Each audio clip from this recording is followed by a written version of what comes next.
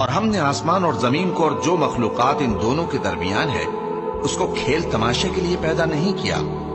اگر ہم چاہتے کہ کھیل کی چیزیں بنائیں تو اگر ہم کو کرنا ہی ہوتا تو ہم اپنے پاس سے بنا لیتے، نہیں بلکہ ہم سچ کو جھوٹ پر کھینچ مارتے ہیں تو وہ اس کا سر توڑ دیتا ہے اور جھوٹ اسی وقت نابود ہو جاتا ہے۔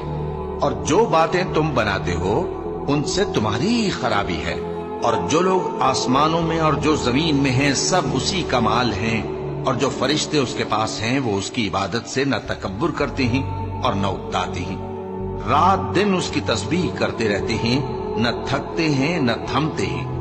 بھلا لوگوں نے جو زمین کی چیزوں سے بعض کو معبود بنا لیا ہے تو کیا وہ ان کو مرنے کے بعد اٹھا کھڑا کریں گے؟ اگر آسمان اور زمین میں اللہ کے سوا اور معبود ہوتے تو زمین و آسمان درہم برہم ہو جاتے۔ جو باتیں یہ لوگ بناتے ہیں تو اللہ جو مالک عرش ہے ان باتوں سے پاک ہے۔